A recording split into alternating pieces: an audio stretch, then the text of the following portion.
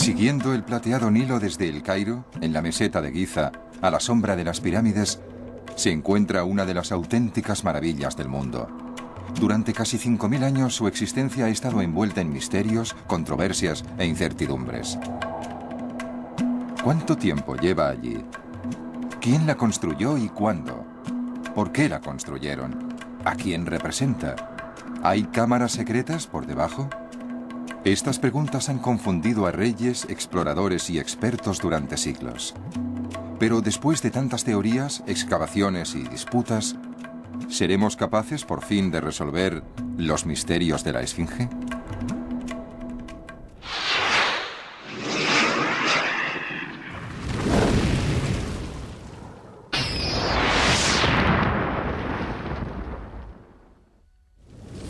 Los misterios de la Esfinge.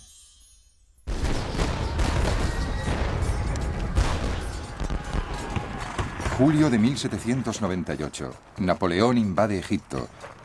La batalla de las pirámides rugió durante 2 horas en medio de una tormenta de polvo, con temperaturas de casi 50 grados. Poco después de lograr una de sus mayores victorias, Napoleón se encontró con algo inesperado, una imagen muy curiosa que pocos europeos habían visto jamás. El conquistador, de 29 años, quedó impresionado por esa cabeza colosal que surgía de la arena. ¿Qué era? ¿Qué representaba? Tenía que saber más sobre esta maltrecha creación y sobre la cultura que la construyó. Napoleón llegó con todo un equipo. No era solo una expedición militar, aunque su idea principal fuera esa, sino que llegó con todo un equipo de supervisores, ingenieros, científicos y artistas. Y durante unos 3 años se dedicaron a anotar todo lo que veían, en muy poco tiempo, la verdad. Documentaron gran parte de los monumentos de Egipto, incluida la Esfinge. En realidad hay un dibujo maravilloso que representa a unas personas sobre la cabeza de la Esfinge, midiéndola con una plomada. Muchas de las tumbas y monumentos examinados por los expertos de Napoleón tenían inscripciones en una escritura que podría ser la más antigua del mundo, la jeroglífica. Tras la caída de la antigua civilización egipcia en el año 30 a.C., el significado de los jeroglíficos se fue perdiendo paulatinamente y se convirtió en un misterio total durante 1800 años. En 1799, un oficial del cuerpo de ingenieros de Napoleón se tropezó con una losa de granito cerca de una ciudad llamada Rosetta. La piedra contenía el mismo mensaje inscrito en 3 escrituras distintas. Una vez traducida en su totalidad, la piedra de Rosetta resultaría ser la clave para desentrañar los secretos del antiguo Egipto. Cuando los franceses fueron expulsados de Egipto por los británicos en 1801, se llevaron consigo innumerables tesoros, pero no lograron descubrir nada nuevo sobre la Esfinge. Su extraña y maltrecha cabeza no cedió ninguno de sus secretos hasta 18 años después.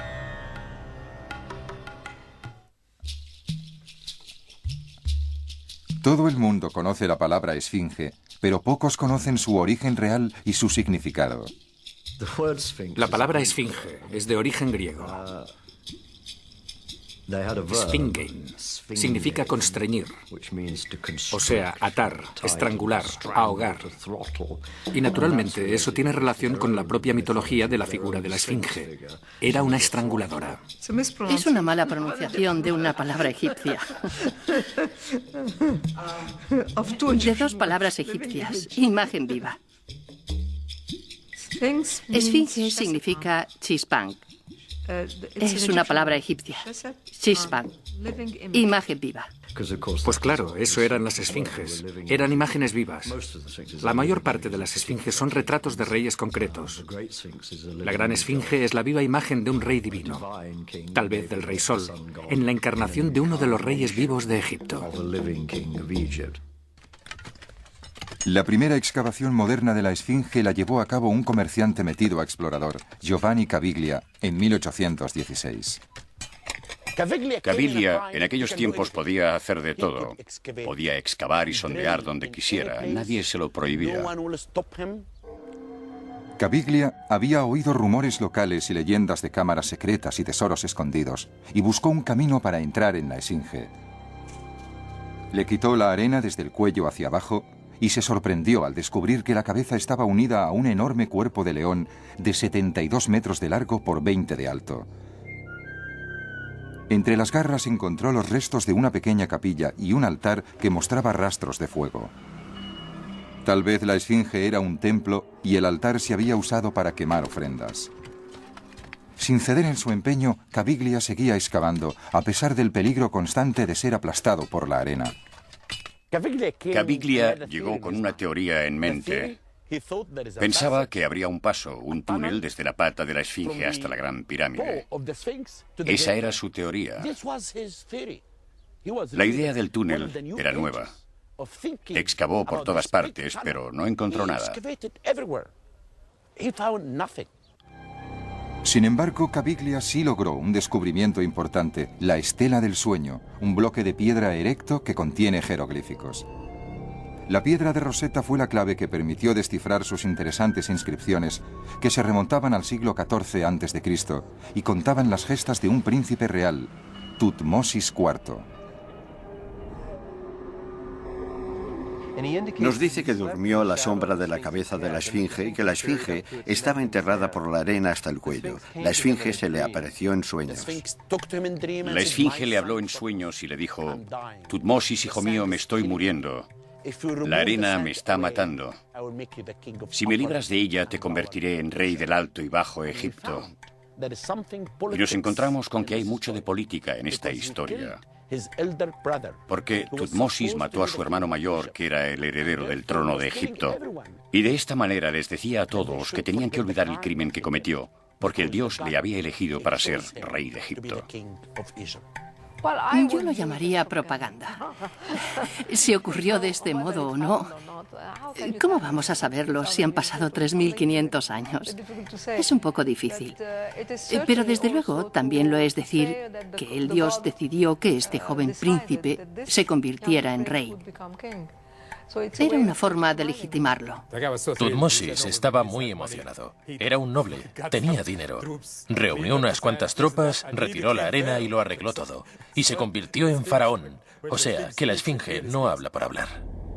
La Estela del Sueño contenía algo que parecía ser una referencia parcial a un rey, llamado Kefren, que 1000 años antes construyó la segunda pirámide. Parece que Tutmosis relacionaba a Kefren con la esfinge, pero la inscripción está erosionada y sus intenciones no están claras. La Estela del Sueño se convirtió en una base para todas las controversias posteriores sobre la edad de la esfinge. Tutmosis fue el primero que limpió de arena la esfinge, pero no fue el último.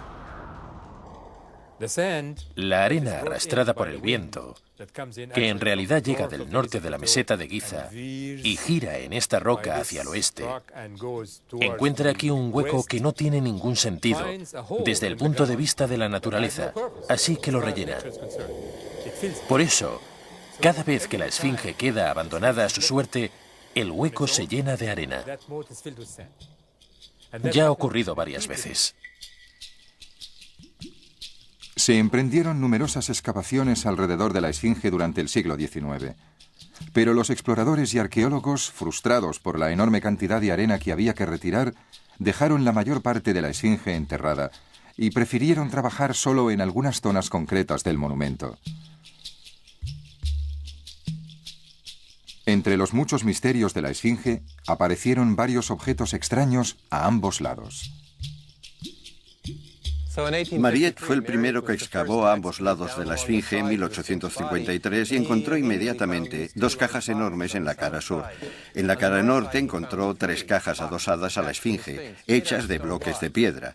Y en toda la historia de la egiptología llama la atención que nadie se preguntara qué eran esas cajas tan enormes.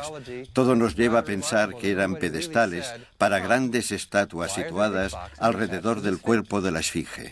También es lógico suponer que la esfinge se convirtió en un lugar de peregrinación, que se llevó a cabo una gran operación de reforma y que la esfinge no estaba sola, sino que también había una estatua del busto, estatuas que serían divinas o reales, situadas a los lados de la esfinge, losas empotradas en paredes de adobe de colores. Era una imagen muy rica para el Imperio Nuevo.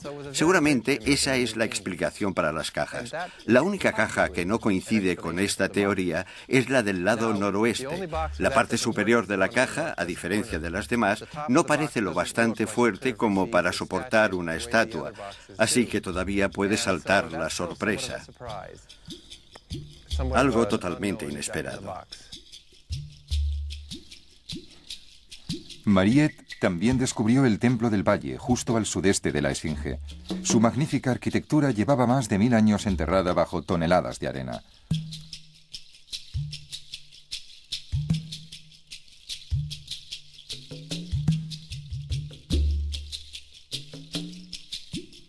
En su interior, Mariette encontró estatuas, un tanto deterioradas, del faraón Khefren. Llegó a la conclusión de que el Templo del Valle formaba parte del complejo funerario de este gran rey y que éste estaba conectado con su pirámide por medio de un pasadizo.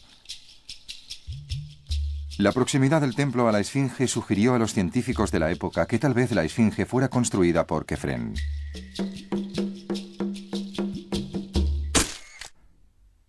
Con la invención de la fotografía, la Esfinge se convirtió en el tema favorito de los fotógrafos. Esta foto, tomada por Maxime Duchamp en 1849, fue la primera que se le hizo al monumento. Luego se le harían muchísimas más.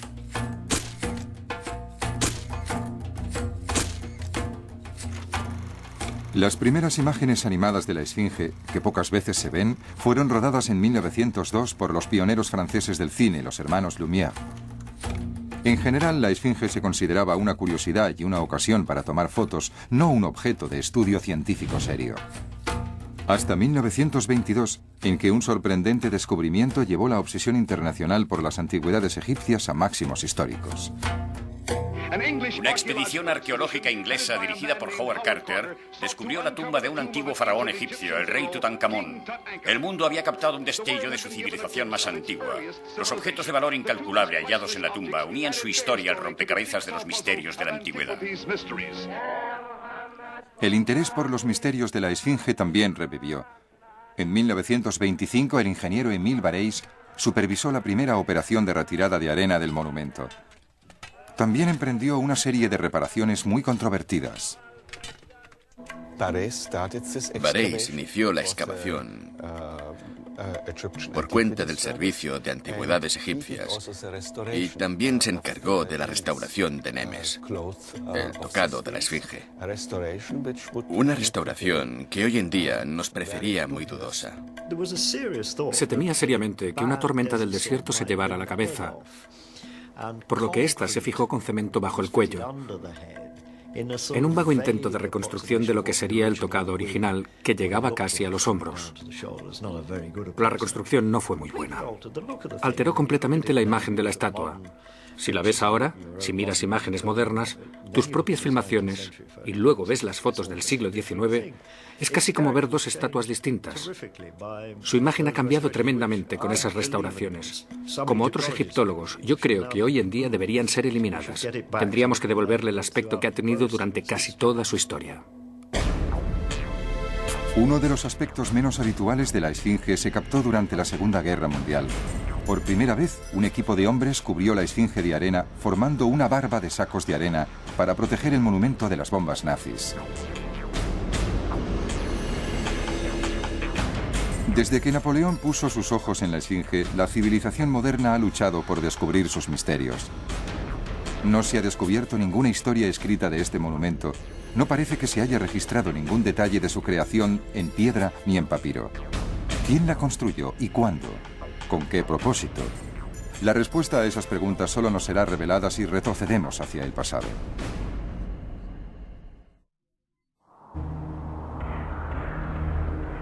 La Gran Esfinge es una enorme escultura de piedra tallada en la roca caliza.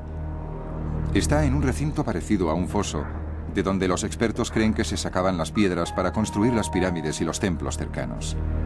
Si eso fuera cierto, entonces la Esfinge habría sido esculpida entre 2520 y 2494 a.C. El monumento es una brillante creación de la cultura más sofisticada de la Tierra. Pero ¿cómo llegó esa cultura a ser tan avanzada? Ese es otro de los misterios que rodean a la Esfinge. Hubo una época en la que estaba de moda decir que la cultura egipcia brotó de la nada, o que hubo una invasión extranjera que trajo nuevas ideas a Egipto. Algunos trabajos bastante recientes y muy interesantes sobre culturas predinásticas y antiguas de Egipto demuestran sin lugar a dudas que eso no es cierto. Si retrocedemos algo más de 5.000 años, justo antes del principio de la civilización egipcia, el paisaje sería totalmente distinto.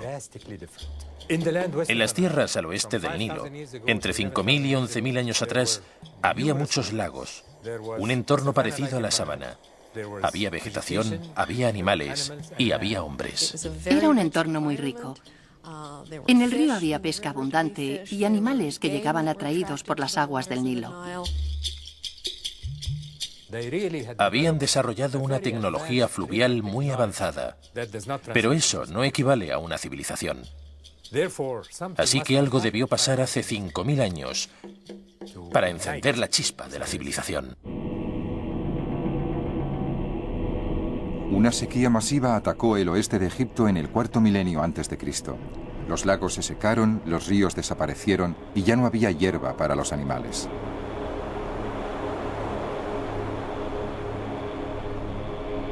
Durante siglos, esta zona fue habitada por los pueblos del desierto, grupos de nómadas que viajaban por todo el país. Para salvar sus vidas y las de sus animales, los pueblos del desierto emigraron hasta la única fuente de agua que conocían, el Nilo. Poseían la sabiduría del desierto. Sabían cómo enfrentarse a un terreno seco. Sabían qué hacer con las rocas. Así que se juntaron pueblos que poseían la sabiduría del desierto con otros, muy sedentarios, que poseían la tecnología del río. Creo que fue esta mezcla tan increíble e interesante entre las dos culturas, la mutua fertilización de ideas, lo que prendió la chispa de la civilización egipcia. Aquí empezamos a ver pruebas de sociedades más complejas. Los entierros se sofistican hacia mediados del cuarto milenio antes de Cristo. Y a finales de dicho milenio, desde luego, ya existían gobernantes que controlaban grandes extensiones. Finalmente apareció un rey. El Alto y el Bajo Egipto fueron unidos por el mítico rey Menes hacia el 3000 a.C. Bajo su mandato, Egipto creció social y políticamente a un ritmo increíble. Solo 500 años más tarde, bajo el reinado del rey Kéope, los egipcios ya habían desarrollado la ciencia y la técnica suficientes como para embarcarse en un proyecto extraordinario, el de construir una de las 7 maravillas del mundo. Fue una época de experimentación, una época muy pomposa. La cultura se había encontrado a sí misma y se expresaba en proyectos grandes, megalíticos, sobre todo en las pirámides. Si nos fiamos de Hollywood, creeremos que las pirámides fueron construidas por un tirano que esclavizaba a su pueblo y le obligaba a cortar la roca amenazándolo con el látigo. Estamos seguros de que no había esclavos trabajando en esta obra. Al contrario, sabemos que eran unas fuerzas muy especializadas, equipos de zapadores, podríamos decir. La verdad es que Egipto era un país con una fuerza de trabajo abundante y organizada. En primer lugar, para las tareas agrícolas. Más le valía al faraón darles algo que hacer cuando había menos trabajo en los campos, ya que probablemente se jugaba la estabilidad política. Si fuera rey diría, bueno, estamos todo el año cobrando impuestos a esta gente. Les pondré a trabajar en un proyecto durante estos meses muertos. No creo que fuera un proyecto administrativo en el sentido de proyecto del gobierno o un proyecto de empleo público como en la presa de Hoover. Creo que era más bien un aprovechamiento de las capacidades humanas de los grupos sociales naturales del Valle del Nilo. No tenían elección, pero se consideraba que era obligatorio contribuir a esos proyectos masivos en Giza y que había que hacerlo por el hombre que les gobernaba a todos, el faraón.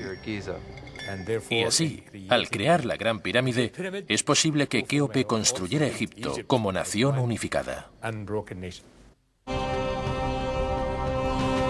A Kéope le llevó 23 años construir la Gran Pirámide. Algunos expertos sugieren que durante ese tiempo también se talló la Esfinge. ¿Pero fue realmente Kéope o alguno de sus sucesores. 4 de los reyes que reinaron durante la cuarta dinastía, Kéope, Tidufri, Kefren y Micerino. ¿Cuál de ellos fue el que plasmó su rostro en la esfinge? Casi todo el mundo cree que Kefren, el rey que construyó la segunda pirámide, también hizo esculpir la esfinge. La esfinge está esculpida en la roca de las canteras de Kéope. Que si creo que es posible que Kéope esculpiese la esfinge, es posible, pero creo que es más probable que la construyera Kefren. Ahora estamos totalmente convencidos de que fue Kéope quien la construyó, porque cuando la ves por las noches, con la cara iluminada, se ve que es la cara de Kéope. Los egipcios antiguos nunca escribirán un papel donde diga la esfinge fue construida por Kefren, ni te darán pruebas de que realmente la construyó Kefren. Eso no lo harán nunca. Pero nosotros, como arqueólogos que trabajamos sobre el terreno, que llevamos 30 años excavando alrededor de las pirámides, escribimos en libros y artículos la prueba de que la esfinge data de la cuarta dinastía. Espero que un día, cuando se haya examinado más a fondo la esfinge, se descubra un depósito de fundación, por ejemplo, o unas ofrendas a la esfinge con el nombre del faraón que la hizo construir. Los egiptólogos todavía se sienten más inseguros cuando intentan determinar cuál era su propósito original, que ha resultado más tentador y más difícil de atrapar que una brisa del desierto. ¿Qué era la esfinge? ¿Una representación del dios del sol? ¿Un objeto de culto? ¿La poderosa guardiana de la necrópolis de Giza? A falta de textos del Imperio Antiguo, no podemos estar seguros de cuál es su intención original. Sin embargo, tenemos una pista importante. La esfinge está orientada hacia el este, hacia el sol naciente. Una esfinge es una estatua de una divinidad y una divinidad relacionada con el dios del sol. Todas están relacionadas con él.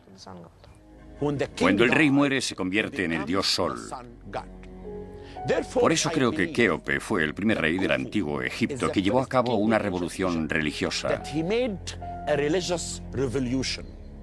Kéope fue el primer rey del antiguo Egipto que dijo en vida: soy el dios Sol, soy Re. Kéope era la culminación de la realeza divina. Por eso creo que el único que le siguió era su hijo Kefren, el constructor de la segunda pirámide de Giza. De hecho, Kefren mandó hacer esta estatua para él mismo y para reverenciar a su padre. Muchos egiptólogos creen que la esfinge tenía una función específica en el complejo de Giza. Pero, ¿estaría planificada su inclusión desde el principio? ¿O es posible que hubiera algo en la zona, más antiguo que las pirámides, más antiguo que el propio Egipto, algo que inspiró la creación de la gran esfinge?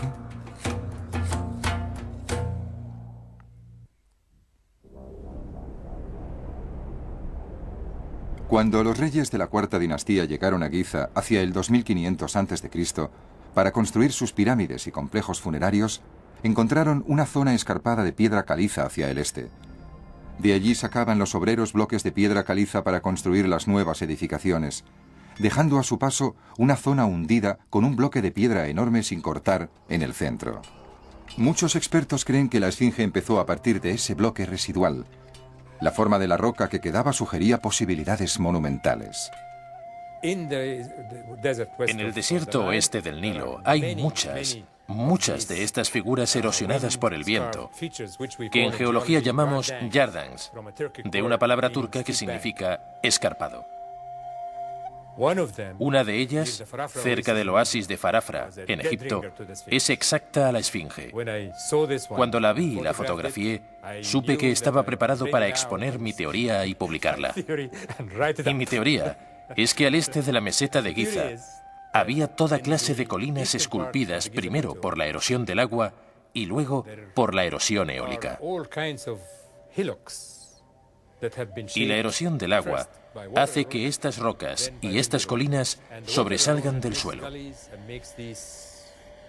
Luego, el viento se encarga de darles forma. Los antiguos egipcios podrían haberla cortado en trozos cuando construían la pirámide, pero no lo hicieron porque vieron la belleza de esa forma. Una cabeza y un lomo aerodinámicos. Y pensaron, Dios mío, esto lo podemos modificar un poco para crear una figura como las que hemos visto en el desierto. Digamos que solo la embellecieron. Le dieron forma a algo que ya estaba allí para hacer lo que querían. A falta de pruebas definitivas, es posible que nunca sepamos exactamente cómo surgió la idea de la Esfinge. Lo que sabemos con seguridad es que el monumento está muy erosionado y que se degrada el cuerpo más que la cabeza. Se han dado muchas explicaciones de eso, pero es posible que la verdad esté en la propia roca. La Esfinge fue esculpida directamente en la roca viva, como el monte Rushmore en Dakota del Sur. En realidad, aunque está en lo alto de una gran montaña de granito, aquí es piedra caliza. La Esfinge se compone de distintos tipos de piedra caliza dispuestos en diferentes capas, y algunas de esas capas resisten mejor la intemperie que otras. Es evidente que ya conocían su estratificación por capas y sabían que el bloque de la cabeza era de una piedra de muy buena calidad. Por eso los detalles de la cabeza se han conservado tan bien. La llamamos el miembro 3. Se ven las cejas y los ojos de la escultura original de la cuarta dinastía, me parece. Y luego tenemos el miembro 2, que es el cuerpo muy desgastado por su exposición a la intemperie. Son una serie de capas superpuestas, una dura y otra blanda, pero en general, las capas del cuerpo son bastante blandas y se descaman. El bloque inferior, el miembro 1, es una piedra caliza cristalizada muy buena, bastante frágil, porque hace 50 millones de años era una formación de coral y luego un arrecife fósil del fondo del mar. Y a partir de las capas de piedra caliza formaron una criatura impresionante, distinta de todas, mitad hombre, mitad león. Los antiguos egipcios se sentían fascinados por la idea de mezclar las especies, y eso ha quedado reflejado en sus obras de arte. A los egipcios les gustaba hacer sus propias combinaciones de cosas. Identificaban los aspectos más destacados de varias cosas, como animales, humanos o lo que fuera, y los combinaban de formas distintas y únicas.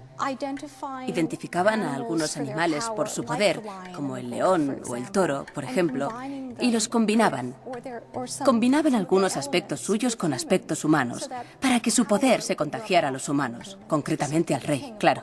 En el antiguo Egipto el rey siempre quiere demostrar su poder. Quiere destruir a sus enemigos. Y como siempre cuando se investiga la historia egipcia, el rey aplasta a sus enemigos con los pies en forma de león, porque el cuerpo de león es una forma de poder. Y era este elemento de poder, este aspecto aterrador, lo que los egipcios deificaban y combinaban con nuestro monarca. Verán, en árabe la esfinge se llama Abul-Hul, que significa padre del terror. Padre, pero no en el sentido de que dé vida al terror, sino que en árabe, cuando dices Abul-Hul, es como decir que es impresionante, transmite terror. Hoy en día, la Esfinge se halla mutilada y erosionada. Nadie sabe cómo era exactamente su aspecto original. Pero los expertos deducen que el tocado de la cabeza era completo, con sus laterales curvándose sobre los hombros y la frente adornada con una cobra en posición de ataque, una divinidad que protegía a quien la llevara. La cara estaba adornada con una barba divina, larga e inclinada, símbolo del rey Dios. Como toque final, puede que el creador de la Esfinge añadiera algo sorprendente a la roca viva. Basándome en mis estudios de la Esfinge, creo que fue pintada quizás más de una vez en distintas épocas. La Esfinge era una escultura, y las esculturas egipcias, las esculturas de piedra egipcias, especialmente las que estaban hechas de piedra blanda, siempre se pintaban. La piel y la cara serían sobre todo en rojo. Los elementos como la barba y las cejas irían en azul. Había rastros de pintura roja por los ojos y las cejas, líneas cosméticas que resaltaban los ojos de una forma muy elegante y seguían hacia arriba, hasta las sienes. Y seguramente amarillo. Es muy probable que las bandas a ambos lados de la cabeza fueran azules y amarillas como el lapislázuli y el oro de la máscara dorada de Tutankamón. La esfinge empezó a deteriorarse en cuanto se fueron los obreros. Se le hicieron por lo menos 3 restauraciones importantes durante los 1000 años siguientes. La apariencia de la esfinge aún cambió más cuando se cayeron la barba divina y la cobra erecta, seguramente durante el Imperio Nuevo, entre 1550 y 1070 a.C. Se descubrieron fragmentos de ambas muchos siglos después, y hoy en día esos fragmentos se pueden ver en el Museo de El Cairo y en el Museo Británico de Londres. Durante casi 5000 años la esfinge ha estado situada en lo alto de la meseta de Giza, como testigo de la habilidad de los que la construyeron. Lo sorprendente es que, a pesar de todo el esfuerzo y las atenciones que se le dedicaron al monumento, probablemente nunca se terminó. Hay una repisa en la parte trasera de la esfinge sin terminar. Era algo muy corriente entre los egipcios. La cámara inferior de la Gran Pirámide está inacabada. El gran complejo arquitectónico del rey Yoser en Saqqara está inacabado. Creo que eso formaba parte de los ciclos de las obras públicas. Mientras vivía el rey, se trabajaba en los monumentos asociados con él. Cuando moría, el sucesor hacía unos arreglos de prisa y corriendo. Daba la obra por terminada y ordenaba trasladar a los trabajadores para iniciar otra etapa de otro proyecto eterno. Bueno, es posible que la esfinge y su templo nunca llegaran a albergar un culto viviente en la época de su construcción. En Giza hay cientos de tumbas, por no decir miles, con listas completas de títulos que incluyen sacerdotes y sacerdotisas de los dioses y diosas de la época. Es posible que eso no le diga nada a la gente de hoy en día, pero para los egiptólogos es otra prueba de que el templo nunca llegó a terminarse y por eso no se celebraba un culto activo. De todos los rumores y conjeturas que rodean a la esfinge, el más famoso es el de la nariz, o mejor dicho, el de su falta. ¿Quién fue el que dejó a la esfinge sin nariz? ¿Cuándo ocurrió? ¿Cómo ocurrió? Incluso hoy en día el público en general sigue acusando al hombre equivocado.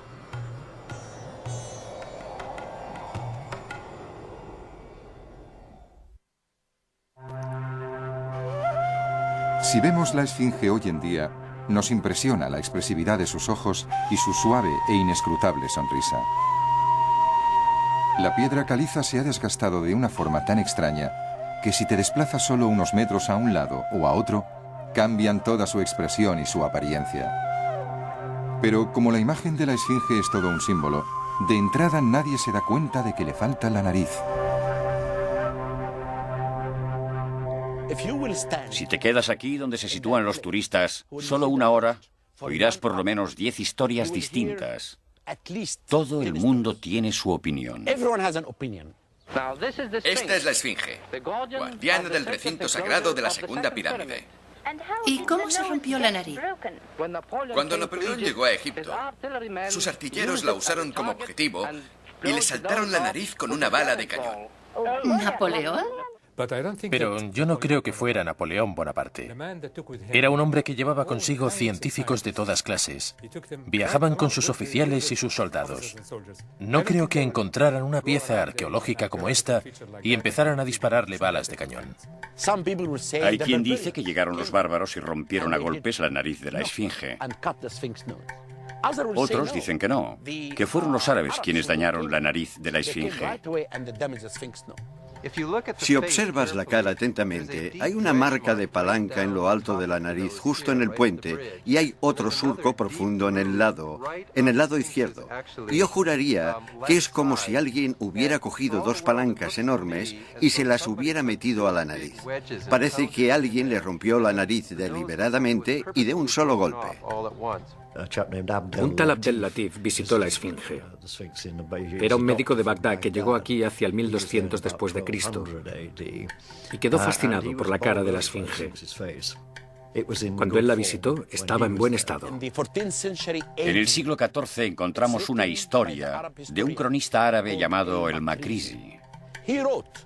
Según él, un día llegó aquí un hombre religioso, un sufí. Llegó y se encontró con que la gente que vivía aquí seguía viendo la esfinge como algo sagrado y divino. Como sufí, eso no le gustó nada. Y con una barra de metal le rompió la nariz a la esfinge para demostrar a la gente que era simplemente una roca y no un dios. Como trabajaba aquí en la esfinge, pensé que sería maravilloso excavar un agujero en el suelo y hasta encontrar la nariz. Pero claro, eso no ocurrió. En realidad nadie sabe dónde fue a parar la nariz. El imperio antiguo se hundió hacia 2150 a.C. y la meseta de Giza quedó prácticamente abandonada. Poco a poco, todo lo que se sabía del monumento, como su cuerpo, el motivo de su construcción y el nombre de su creador, se perdió entre las arenas del desierto. Los árabes conquistaron Egipto en el año 640 después de Cristo y redescubrieron el interés en la riqueza perdida de los faraones. Circulaban disparatadas historias sobre cámaras secretas bajo la esfinge. Los aventureros árabes no encontraron nada, pero sus esfuerzos inspiraron a las generaciones futuras de cazadores de tesoros, arqueólogos y escritores esotéricos. Hay mucha gente que piensa que hay huecos bajo la esfinge y tesoros escondidos.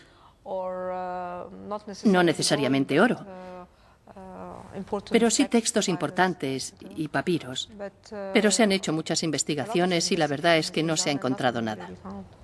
Cuando empecé a interesarme por la esfinge, su misterio y su magia, en realidad buscaba túneles secretos en la esfinge. Yo era el que más deseaba saber si los esotéricos tenían razón o si teníamos razón los científicos. Y por eso Mark Lehner y yo despejamos 3 túneles. El primer túnel está situado entre las patas, tras la estela del sueño, y penetra apenas unos 5 metros en el interior de la esfinge.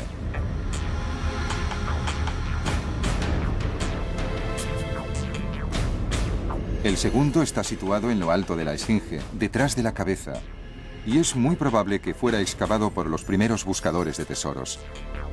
Pero el túnel más grande de todos está en la parte trasera de la esfinge. El primero que nos habló del túnel fue un anciano, Sheikh Mohammed, que trabajaba para nosotros. Nos dijo que su abuelo le había contado que si apartas esa piedra encuentras un túnel dentro de la esfinge. Pero también nos avisó de que existe una maldición y a quien intente apartar la piedra le ocurrirá algo terrible. Y le dijimos, no se preocupe por la maldición. Y llegamos, abrimos el túnel y entramos. Pero antes de entrar, Mark Lehner y yo mandamos a un amigo norteamericano por delante para que cargara con la maldición. Encontramos un túnel que bajaba a unos 15 metros hacia el interior de la esfinge.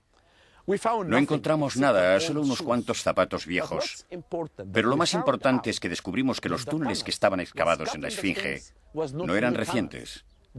Tanto el método de excavación como su forma nos demostraron que se trataba de unos túneles antiguos, no de túneles nuevos. ¿Por qué? Porque la gente del Imperio Nuevo sentía un gran interés por la esfinge. Entonces creían, igual que nosotros, que había algo escondido bajo la esfinge, que había túneles y cámaras secretas y por eso vinieron a excavar. Cuando hicimos los análisis sísmicos alrededor de la esfinge, no nos fijamos solo en la erosión subterránea, sino que observamos otros detalles. Hay un hueco, una cavidad, una cámara. Ahí debajo hay algo. Vino gente del Instituto de Investigación Stanford en 1977 y se dedicaron a perforar. Bajaron más de 20 metros por la pata derecha de la esfinge y no encontraron nada. Descubrieron que la esfinge es una roca sólida, pura roca viva. No hay nada bajo la esfinge. Sin embargo, la leyenda persiste. Cada año se presentan nuevas solicitudes de grupos esotéricos, de instituciones académicas que quieren emplear las últimas tecnologías para buscar túneles o cámaras escondidas. Parece que es un misterio de la esfinge que para algunos nunca morirá. A principios de los años 90, una nueva exploración de la Esfinge desafió todas las cronologías aceptadas sobre la historia de Egipto. Se abrió un encendido debate entre los expertos. Mi trabajo para recalcular la fecha de talla de la Esfinge ha sido más o menos controvertido, por no decir algo peor. Lo que me llamó la atención es que la Esfinge, y en general todo el recinto de la Esfinge, presenta un tipo de erosión distinto al de la meseta de Giza. Estoy convencido que en el cuerpo y en el recinto de la Esfinge, que se construyeron al mismo tiempo, se encuentra un tipo de erosión causado por la lluvia. Eso está clarísimo. Puedo afirmar con seguridad que la Esfinge es anterior al 2500 a.C., más antigua que los faraones. Pero la gran pregunta es, ¿cuántos siglos más antigua? Y esa observación se basa en el hecho de que hay más rastros de erosión por agua en la Esfinge, sobre todo en la parte superior, que en ningún otro punto. Y eso es cierto. Hay más erosión por agua, porque esa parte del cuerpo de la Esfinge estuvo expuesta a los elementos mucho antes de que existieran los antiguos egipcios, antes del antiguo Egipto, antes del cambio climático, durante cientos de miles de años. Estas capas más blandas son calizas. Y son tan blandas que puedes deshacer la piedra literalmente con tus propias manos. Son puro yeso. Y es lo que pasaba con la Esfinge antes de que la cubrieran al restaurarla. Eso es lo que provoca esos huecos redondos, y no el agua de la lluvia corriendo por los flancos de la Esfinge.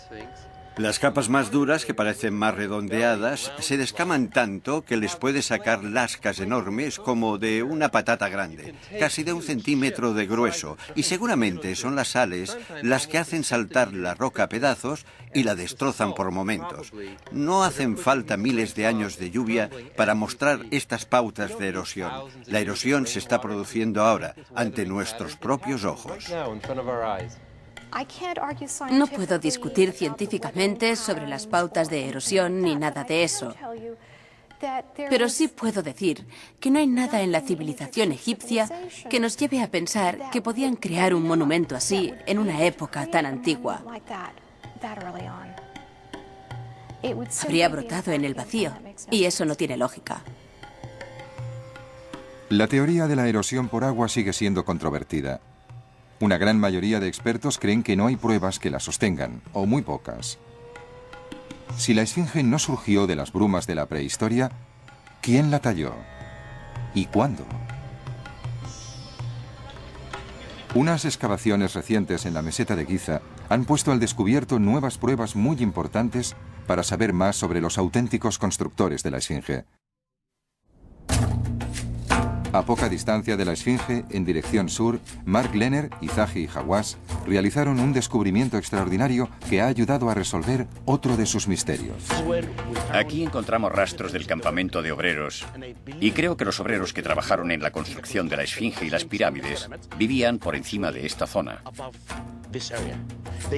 Vivían en el campamento, tomaban pan y cerveza, se llevaban las herramientas y pasaban por debajo del puente, de esa puerta, para trabajar de sol a sol. En las excavaciones que estamos realizando ahora encontramos un gran centro de elaboración de pan y carne, grande como varios campos de fútbol juntos. Tenemos aquí un montón de panaderías y hemos recogido más de 80.000 restos de recipientes de barro. En esta zona descubrimos una mastaba o tumba.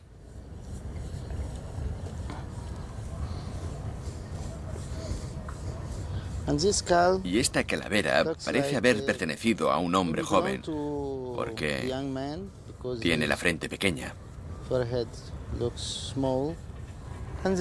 Los médicos que analizan los esqueletos dicen que casi todos morían jóvenes, entre los 35 y los 45 años. Todos los esqueletos de hombres y mujeres que encontramos en el cementerio inferior tienen la espalda muy dañada porque se dedicaban a cargar grandes pesos. El descubrimiento de las tumbas de los constructores de las pirámides también nos confirma dos detalles importantes. El primero es que los constructores de las pirámides eran egipcios, y el segundo es que no eran esclavos. Tenemos nombres, relaciones de parentesco. La esfinge y las pirámides tienen todo un contexto. Es un contexto muy humano que echo de menos en la literatura esotérica.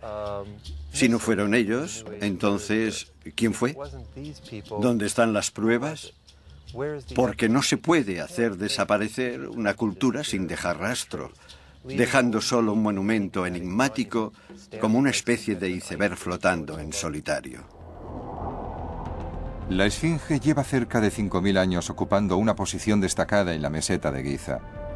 Ha visto y ha soportado muchas cosas, pero a pesar de su larga, mágica y misteriosa vida, nada hacía pensar que este monumento renacería de una forma tan esplendorosa. A la 1:30 de la tarde, en febrero de 1988, un pedazo del hombro derecho de la esfinge cayó al suelo. Todo el país se escandalizó. ¿Cómo podía pasarle algo así a la esfinge? Me fui a comprar pepinos a un vendedor callejero del Cairo. El vendedor me reconoció, un pobre que no sabía ni leer ni escribir. Me reconoció y me dijo, señor, ¿cómo está la esfinge? Fue la palabra, la frase más impresionante y maravillosa que he oído en mi vida. Los medios de comunicación, los programas de televisión, de radio, todo el mundo en Egipto estaba horrorizado. ¿Cómo ha podido pasarle algo así a la esfinge? Arreglémosla, que no vuelva a pasar nunca más. Por eso decidimos iniciar una importante campaña para restaurar la estatua de una forma científica. Y no solo tenemos que decidir cuál será el método de restauración, también tenemos que escuchar la opinión de todo el mundo. Porque la esfinge no pertenece solamente a Egipto, pertenece a todo el mundo. A partir de 1990, la esfinge fue sometida a la restauración más ambiciosa y completa que se hubiera realizado jamás. 3.000 días y 12.478 piedras más tarde, en enero de 1998, se descubrió al mundo la esfinge, conservada y restaurada. Cuando quitamos los andamios y empezamos las celebraciones, miré a la esfinge y me di cuenta de que estaba sonriendo.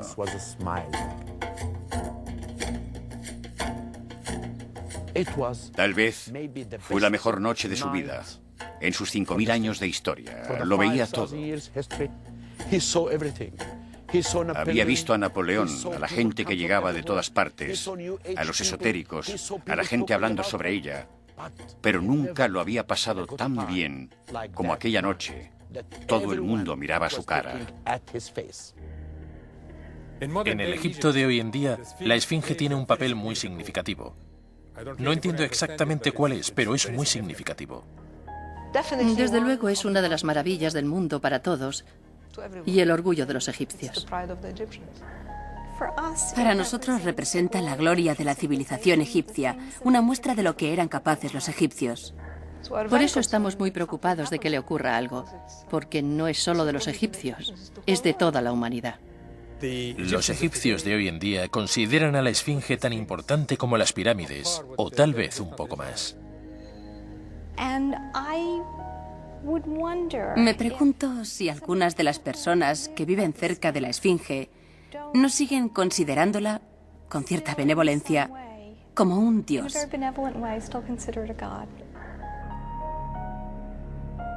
¿Nos descubrirá el símbolo más emblemático de Egipto todos sus secretos? No creo que lleguemos jamás a saberlo todo. Creo que siempre habrá misterios. Siempre habrá teorías que sustituyan a otras. Si sabemos demasiado, perderemos el interés. Creo que es mejor no saber demasiado. Ya sabemos bastante. Como muchos científicos y estudiosos modernos, creo que debemos conformarnos con cierto nivel de probabilidad y no buscar la seguridad, la certeza. En realidad pienso que si tuviéramos que estar seguros, nos revelaríamos. Yo quiero decir que la esfinge es un monumento con una historia muy antigua y pintoresca y que la desconocemos casi toda. Yo podría decir a la gente que la piedra puede hablarme. Es una piedra, pero al mismo tiempo no lo es. Es una piedra a los ojos de todo el mundo, pero yo siento que desde dentro la esfinge nos observa y guarda los secretos de nuestro pasado. En realidad nos dice que deberíamos aprender de esos secretos para comprender el futuro.